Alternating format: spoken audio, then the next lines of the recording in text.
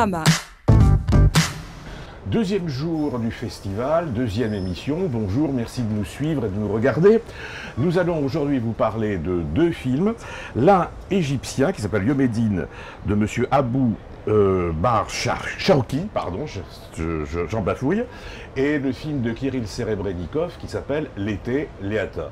Entre-temps, on aura un entretien avec Stéphane Brisé qui bientôt sera en compétition avec un film qui s'appelle En guerre, et on terminera par un coup de cœur que certains ont eu pour le film d'ouverture d'Un certain regard.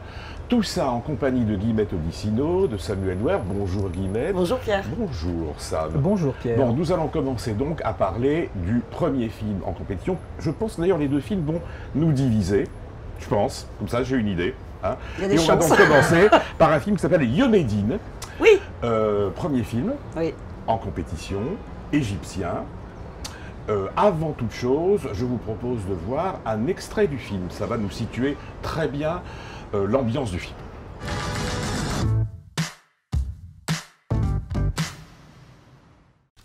ما تزعلش نفسك، حالك من حال المستعمرة، كل الناس هنا ما تعرفش مين أهلها. يعني أنت كنت فاكر إنك ليك ملف؟ قلت أجرب. وهيكون فاكر ان انت هتكلمهم في التليفون. الو، ايوه يابا، تعالى خدني انا مستنيك على الباب. حلوة دي. يعني محدش هامكم، يعني ما تعرفوش أهلكم فين؟ هو أنا لو في سني ده ويطلع ليا أهل ويسألوا عليا دي تبقى معاقبة. أنت عندك كام سنة؟ ما عندي 40 سنة. أنت منين؟ من حتة اسمها بحور تبع جنة. طب نقولوا الكلام ده من 20 من 25 من 30، تفتكر يعني من 30 سنة هيفتكروك؟ افرض لك أنت أهل، هتسافر إزاي؟ ده أنت مجذوب، لا بتعرف تركب عربية ولا بتعرف تركب قطر، وبعدين أنت معاك فلوس منين من ساعة ما مرحومة ما ماتت؟ أنت آخرك يا ابني هيلاقوك ميت تحت كوبري من الكباري، ولا مش كده يا رجالة؟ هو ده الصح، هو ده المظبوط. أنا بكلمك جد يا عم. ربنا يرزقكم بعيال، وساعة ما تموتوا ما يفتكروكم، وأنا ساعة ما أموت ما حدش ما يفتكرني.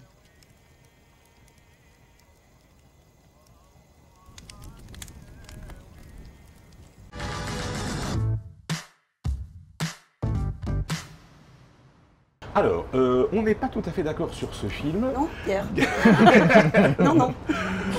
Alors Guillemette, c'est toi qui as la parole, puisque de nous trois, c'est toi qui l'aimes le plus. Ah oui, j'aime. Pourquoi aimes-tu ça? Eh bien, j'aime énormément ça. D'abord, petit Énormément. préambule. Oui, j'aime énormément ça. Énormément. Mais il faut dire que le film peut-être a pâti du fait qu'il a été projeté en tout premier. Oh. Projeter un film aussi humaniste, aussi généreux, mais aussi qui manque peut-être pour certains de formalisme, de mise en scène, comme ça au tout début, là, c'était pas forcément une bonne idée Tu sais, de programmation. On aurait programmé à la fin que la mise en scène aurait été la même. Hein. Pas forcément, Mais puisqu'à si. la fin, tout le cœur qui bat dans ce film aurait fait du bien avec, après beaucoup trop peut-être, de coquetterie de mise en scène. Alors que là, c'est donc un l'histoire. objet, Voilà, ça on a raconte, compris avec c'est un lépreux l'extrait. guéri Voilà. d'une trentaine d'années, quarantaine d'années, on ne sait pas trop. C'est ça qui est déjà douloureux, puisqu'il est tellement défiguré qu'on a du mal à lui donner un âge. Et il habite dans une léproserie depuis son enfance. Il a été abandonné par son père dans cette léproserie, qui lui avait promis de revenir le chercher. On n'est jamais revenu le chercher. Et il décide de partir et de retrouver ses racines. Avec un petit gamin. Et un petit garçon. Mais bien sûr. Mais bien sûr. Oui, bien à ce sûr. moment-là, Non, mais bien le sûr. kit de Chaplin, c'est un petit garçon, bien sûr. Oui, mais il y a Chaplin derrière. Non, c'est pas comment- tout à fait pareil. non, quand ça, même, c'est on pas peut des arguments comparer. qui Non, tiennent bah si, quand c'est des les arguments films qui sont tiennent. émouvants. Non. Je te laisse continuer. Donc, un petit garçon qui finalement lui aussi est orphelin et a noué une amitié avec ce lépreux, va le suivre dans un road movie qui va être vraiment accidenté, avec de grands moments de difficulté, de douleur, de pauvreté, de rejet de la part des gens qu'il croise. Et pourtant, ce lépreux, cet enfant, et même ce film, reste incroyablement souriant. Il y a quelque chose d'un appétit de vivre et d'un appétit d'être ce qu'on est, coûte que coûte, qui est absolument bouleversant. Alors, tu parles évidemment du fond. Et Parlons de la forme, Samuel. Bah alors, c'est un peu le problème. Même, je vais quand même rebondir un peu sur le fond. C'est que, en fait, le film, il n'est pas si émouvant que ça, surtout. C'est que le problème, c'est qu'il joue. Moi, j'aurais aimé qu'il joue à fond la carte du mélo, à la limite. Et en fait, il joue beaucoup la carte du feel-good movie. Pourquoi pas? Mais quelle bonne idée! Bah Mais non, oui. c'est pas forcément Mais une quelle bonne idée! On lui Mais aurait oui, reproché oui, d'être c'est une très misérabiliste de toute façon. Non. Là, il ne l'est pas, justement. C'est Non. quelle idée Oui, mais courageuse de faire un feel-good movie avec tout ce qui n'est absolument pas feel-good. Bah, c'est pas courageux de faire un film good movie actuellement, les gens ne demandent que Que ça. ça, voilà, c'est pour Attends, rattraper. Ils c'est pour demandent faire que ça passer dans des son comédies sujet. romantiques avec Julia Roberts. Ils demandent pas forcément Mais ça si, avec un ils veulent lépreux. pleurer, Non, ils non, veulent non, non, pleurer, non. on leur- Moi, je trouve qu'au contraire, c'est ça une prise de tire là, position on- extrêmement Bon, bref. intelligente. Vas-y. Oui, donc voilà, moi ce que je reproche au film, c'est difficile d'en dire du mal parce qu'effectivement on va tout de suite se faire accuser de ne pas avoir de cœur parce que Voilà. dit du mal de ce film-là. Moi, je me fais bien accuser d'en avoir du cœur, moi. Mais effectivement, le problème, Mauvaise c'est ce que tu disais au début, c'est que ça, en fait, il n'y a pas de cinéma là-dedans du tout. Quoi. Il n'y a aucune mise Mais en non, scène. voilà, c'est ça le problème, quand Il y a même. des scènes oniriques qui sont avec des ralentis qui tombent à plat.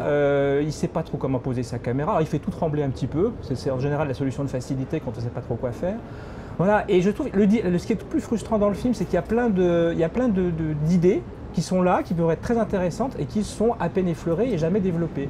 Moi, il y a un peu d'humour, ça je trouve ça plutôt réussi d'avoir mis un peu d'humour là-dedans en plus du feel good movie. Il y a une scène où il se retrouve enchaîné avec un frère musulman, on comprend, enfin un prédicateur qui n'a pas l'air très net, quoi. Et ils s'évadent ensemble et il fait rien de ça, c'est plutôt drôle, mais au bout de 5 minutes c'est fini, on passe à autre chose, parce qu'en fait à chaque fois en fait il faut revenir à la relation entre le lépreux et le petit garçon, quoi. Et moi je préférais les rencontres qu'il fait en dehors de ce petit garçon, qui par ailleurs le petit garçon joue Moi, très je bien. préférerais qu'il rencontre mais- personne parce que. Non, mais le problème. Mais il quand même- rencontre l'Égypte, Mais vous êtes quand même, le- c'est on incroyable. voit l'Égypte, C'est un on voit portrait très en peu, creux, une peinture en très creux, peu, mais pas très du peu. tout. Bah, très léger, Moi, je très trouve léger. ça Très au léger, contraire très subtil léger. d'aborder l'islam de manière finalement comme ça, Entendons un peu bien. burlesque, sans avoir la gravité habituelle qu'on y met. On est au festival de Cannes. On est dans le meilleur festival Oui. du monde, un Oui. festival de cinéma. Oui. Alors, je voudrais Qui savoir. peut donner qu'est-ce des qu'un nouvelles du film monde sans se prendre au sérieux. Oui, mais c'est pas une discussion de prendre au sérieux. Qu'est-ce qu'un film sans mise en scène fait Mais à ce n'est Cannes? pas un film sans mise en C'est scène. un film absolument. Mais alors, si sans la mise en scène ne nous éclate pas la figure, ça veut dire Non, ça veut pas dire du qu'il n'y en a tout, pas. pas du tout. Mais c'est pas vrai. Bon, enfin, je crois que là, on ne sera pas d'accord. Guillemette, tu l'as défendu magnifiquement. Je te félicite. Tu as beaucoup de courage. Et on s'arrête sur ce film. Oh, la conclusion. Et on s'arrête sur ce film et nous allons passer à l'interview du jour qui est un entretien avec Stéphane Brisé. Alors Stéphane Brisé, en gros, il a deux voies dans sa carrière. L'une qui est très intimiste. Il a obtenu le prix de Luc pour un film qui s'appelle Une vie.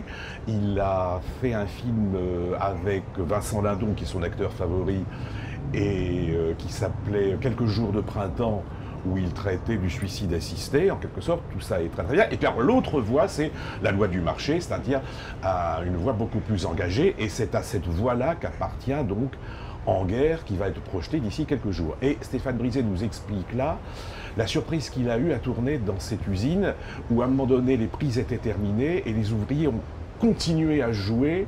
Enfin, je laisse vous expliquer ça. C'est un très bon moment de post-tournage en quelque sorte, qui devient presque un vrai.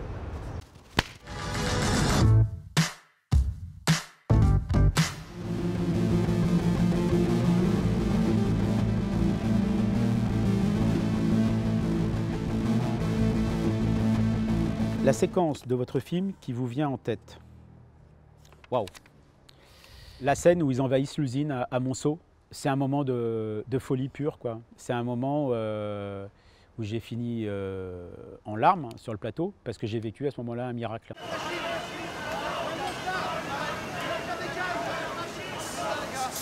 Vincent et un groupe se rapprochent de machines pour les bloquer, etc.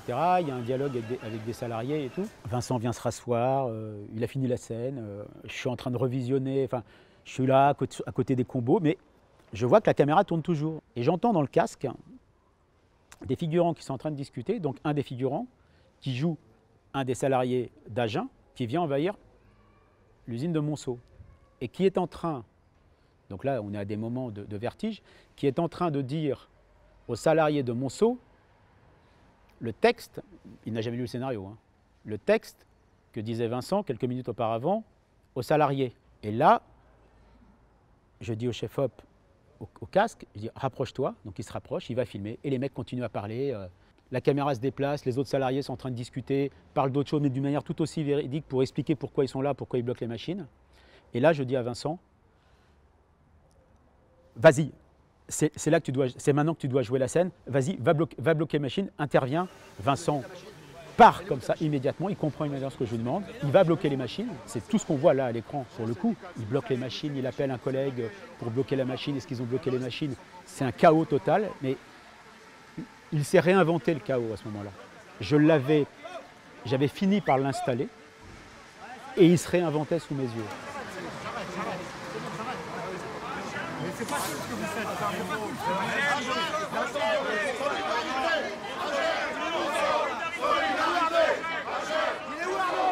À un moment, j'ai la scène, j'arrête, je suis là, sonné par ce qui vient de se passer. C'est un moment de miracle, hein, c'est un moment de vertige absolu. Je vais vers Vincent, je dis Vincent, tu te rends pas compte, Et j'ai les larmes aux yeux, c'est un miracle. Les ouvriers qui sont là, pour le coup, qui sont des vrais ouvriers, qui doivent se dire c'est deux fous, quoi. Ils voient un mec qui est là en train de pleurer, c'est un miracle. C'est énorme, on a vécu un moment énorme. J'étais là devant tout le monde. Et c'est sidérant, quoi, sidérant. Et mon assistant, Émile, qui va, mais cet après-midi, on fait quoi lorsqu'il y a la scène, on doit faire la scène? Il dit, c'est fini, Émile, c'est fini. Tu te rends pas compte, Émile, on a vécu un moment de folie, c'est fini. Voilà, et c'est à l'écran pour toujours.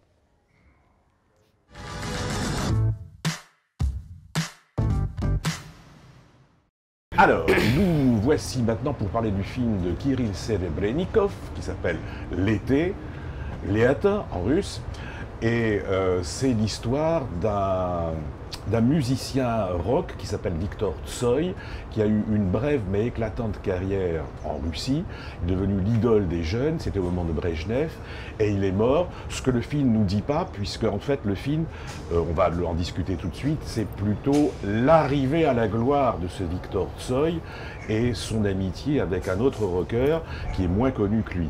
Mais ce que je voulais simplement dire, c'est qu'il est mort donc à 28 ans dans un accident de voiture et que ça a été vraiment pendant des années l'idole des jeunes Russes. Alors ce film, Kirill Serebrennikov, on avait adoré, je crois Guillemette et je crois Samuel aussi. Qui était projeté un certain regard il y a 3 ans. Qui n'a pas très bien marché, qui était sur un fou de vieux orthodoxe, qui était d'un film d'une... Alors là, vraiment, ça disait sur la Russie des choses absolument extraordinaires. Bon, là, c'est autre chose. Donc c'est un rocker, c'est la vie en Russie lointaine. En quelque sorte, on la voit en filigrane. Oui. Et c'est... Alors, qu'est-ce que vous avez pensé de ce film que moi, je trouve la mise en scène absolument superbe? Qui commence? Ça tombe bien, c'est l'inverse de... c'est l'inverse de Monde Égyptien. La mise en scène, ça, alors oui. Alors, heureusement bon, quand même. Enfin... Comme quoi, je ne suis pas de mauvaise foi, je reconnais les grandes mises en scène. Si je peux me permettre, là, pour le coup, il y a marqué, hein, il y a marqué, je fais de la mise en scène. Vous avez remarqué, et ça on a remarqué. C'est vraiment, effectivement, assez brillant.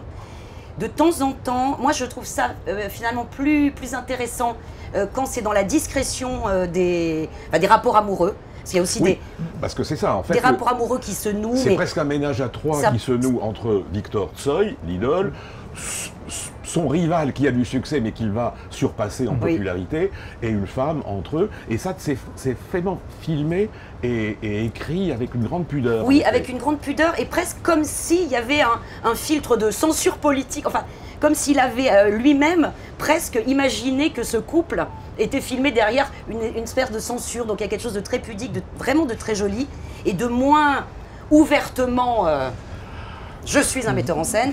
Pour les scènes plus musicales, les scènes de groupe, le noir et blanc, le choix de temps en temps de mettre de la couleur, on ne sait pas pourquoi. On ne sait pas pourquoi, à part pour faire joli, je ne sais pas pourquoi. Ah bah c'est surtout des graffitis, des trucs comme ça. Il y a des passages à la couleur, effectivement, qui sont un peu mystérieux. Enfin, à part pour faire coquet, effectivement, je ne vois pas très bien. J'allais dire l'adjectif, voilà. C'est un petit peu coquet. C'est brillant mais coquet. C'est un peu, voilà, effectivement, c'est l'inverse de Yomedine. Dans Yomedine, il n'y avait pas de mise en scène. Là, à mon sens, il y en a presque un peu trop, quoi. C'est-à-dire que... Oui, voilà, grâce des mouvements de caméra, quand même. Ça va. Mais voilà, je ne comprends pas. Moi, il y a des scènes où il met des clips, enfin, des pseudo-clips à partir de chansons qui ne sont pas des chansons de Viktor Tsoï, mais des tubes des années 70 et 80, de Lou Reed. Mais pour marquer absolument l'influence qu'avaient tous ces gens-là. Mais de là, alors qu'il fait chanter les passagers d'un trolleybus. Ah, ça, je trouve ça génial. C'est marrant, mais là-dessus, comme disait Guillemette, il met des incrustations, il y a de la couleur qui apparaît. Enfin, je dis, bon...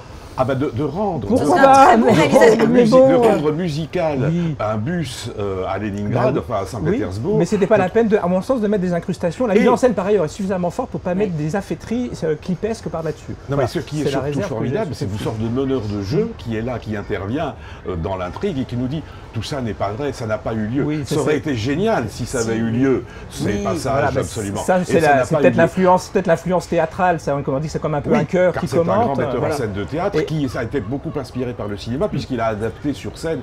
Et c'est pour ça qu'on lui en veut beaucoup à Moscou, des films comme Rocco et ses frères, comme Les Idiots de Lars von Trier. C'est un très grand metteur en scène de Voilà. théâtre. Oui, c'est il vrai. joue vraiment constamment dans l'aller-retour entre le théâtre et le cinéma, mais y compris là. C'est vrai qu'il y a cette distance un peu. Enfin, brechtienne, c'est vraiment pas le mot pour Oui, avec des graffitis, mais c'est un peu il y a plus quelques. fun, il y a oui, c'est quand même plus rock-pop que ça. Oh, mais, oui, c'est le meneur mais de ça jeu joue- d'Ophuls dans la ronde Oui, aussi. oui, C'est-à-dire mais- celui qui intervient dans l'action pour dire C'est un peu Vous laissez pas embêtant prendre quand au à un piège. moment dans un film dont effectivement on admire la mise en scène, de se dire oh, il serait un très bon réalisateur de clips. Oui. Enfin, c'est pas le moment. Là, un moment, oui, ça Bah, c'est c'est un un peu petit peu oh, ça quand oui. même, dans certaines scènes. Oh, Dans ces scènes vous êtes, musicales. alors vraiment, vous êtes indulgent pour observer un film, mais alors dur, quand vous avez une mise en scène comme ça, vous chipotez, c'est incroyable ça. Bon, Non, mais c'est-à-dire que voilà, le problème de cette mise en scène peut-être un peu trop ostentatoire, moi ça me fait un peu penser à ce qui pouvait arriver à Patrice Chéreau des fois. C'est-à-dire c'est des grands metteurs en scène de théâtre qui doivent avoir peut-être inconsciemment la peur qu'on dise ah ils vont faire du théâtre filmé, donc ils en mettent mais alors plein la vue Oui. quoi. oui, Et ça alors, le arrivait des fois disciple- Chéreau dans un film comme Le Gabriel par exemple, qui était Oui, un ça, film que c'est- j'aime bien, mais à mon avis je n'en pouvais plus moi la caméra au mur, voilà tout ça. Et là c'est un petit peu ça aussi. Et ça va un C'est peu- très beau, il y a Oui, vraiment c'est des très scènes beau. comme tu dis, moi les scènes de concert je les aime bien. La scène d'ouverture est sensationnelle, et les scènes sur la plage, voilà, il y a vraiment des C'est choses magnifique, ça. très très fortes. Et pourquoi il gâche avec ces Mais il gâche affaîtries, voilà, il en Il fait gâche trop. Et moi pas. je sors du film à ces moments-là, ce qui est dommage, parce qu'en plus, au bout d'un moment, je trouve que le film se traîne un petit peu dans la deuxième partie. Oui, il y a quelques redondances Et, quand même, voilà, c'est qui ça font aussi. que- Il y a- voilà, il y a c'est-à-dire que quelques répétitions comme ça et du coup ça de temps en temps cette mise en scène nous distancie par rapport, enfin c'est quand même il faut le dire non que ça a plein de qualités, c'est un film vibrant, c'est un film fondamentalement rock, non seulement dans ce qu'il raconte Bah oui, mais dans oui. ce qu'il Dans sa essaye mise en scène. d'être, oui. mais de temps en temps avec cette coquetterie, cette chose assez organique qui vraiment nous prend dans le rock, ça nous met un peu à hop, Et le rock, il y a un le- petit pas de recul Le quoi. rock de cette époque-là, et qu'ils admirent tous, l'était un peu coquet aussi. Oui. Ça arrivait. Ah bah, et hein, puis de- les chanteurs l'été tout Blondie, oui, non, mais oui, ça, c'est Blondie, sûr. et David Bowie, etc. Ça pouvait l'être. Ah c'est sûr aussi. qu'il est pas mal hein, pardon. Bon, enfin, ça cause. Victor est pas mal. Victor est pas mal. Bon, ben voilà, donc ces deux films un peu, vous avez discuté, et on va juste terminer par un coup de cœur, c'était l'ouverture d'un certain regard. Ben, on reste un peu, sinon dans la Russie, puisque c'est un Ukrainien qui l'a fait. presque. Hein. Presque, il ne faut pas le dire parce que ça va faire mauvais effet. Le film s'appelle Donbass, il est signé Sergueï Loznitsa, qui nous avait ébloui, certains, mais nous, Bah, en tout nous cas, trois, en tout cas. nous Nous trois, trois, oui. Avec une femme douce. Avec une femme douce en dernier, qui avait été scandaleusement accueillie à Cannes. Enfin, scandaleusement méprisé. Ah bah oui, c'est ça, je veux dire, mal accueilli. Pas au et- palmarès, et nulle oublié, part, rien, nulle part. oublié. Et donc le voilà qui revient avec Donbass, qui est donc un film qui se passe dans le Donbass, qui est dans le sud-est de l'Ukraine, et où en gros, il renvoie dos à dos les partisans russes et les nationalistes ukrainiens au nom des tortures que chacun peut commettre. C'est un film, une sorte de fresque félinienne par moment. Il y a une noce qui ressemble vraiment à du Fellini. C'est totalement absurde, totalement désespéré et totalement inventif. Alors que tout est malheureusement authentique dans le film. C'est-à-dire qu'on a peine à y croire, mais visiblement, enfin, j'ai pu rencontrer Loznitsa hier, qui m'a dit qu'il s'était inspiré de vidéos d'actualité qu'il avait vues et des témoignages qu'il a recueillis. Il a à peine exagéré, voire il était en dessous de la réalité dans certaines scènes. Il y a une Ça scène- fait assez peur. Hein, Ça quand fait même. peur. Il y a une scène notamment où deux flics pro-russes jettent en pâture à un groupe de plus en plus violent un pauvre type Ouais, qui est accusé d'être un nationaliste. Enfin, là-bas, tout le monde est traité de fasciste De quand on n'est fasciste, pas de- pro-russe. Et oui, il passe un sale quart d'heure. hein. un quart d'heure. Et la façon dont il filme cette montée de la violence, enfin voilà, ça a été une ouverture d'un certain regard. Un Donc, peu trapu, un peu un costaud, peu, c'est vrai. un peu rude, on mais peut se demander pourquoi qu'il n'était pas en compétition aussi, peut-être à cause de l'accueil négatif d'une femme douce l'an dernier, peut-être. Enfin, oui, ou peut-être qu'il ne voulait pas mettre trop de Russes, peut-être, ou de Aussi. Russes ou assimilés il est. Donc... Oui, ça aurait fait que des Slaves et des Asiatiques à un moment. Bah, quand c'est même, que hein. là, pour le coup, ils sont tous remis au début du festival d'ailleurs, hein, parce qu'après, il y en aura moins, ça sera le moment asiatique bientôt qui va arriver. Bon, voilà. Merci, j'espère qu'on vous a donné envie de voir ces films, ou de pas les voir d'ailleurs, enfin surtout envie de les voir, c'est comme ça le plus important. Et puis, à demain, avec 2 films qui sont, je peux vous l'annoncer, pas mal du tout. À demain. Cinérama.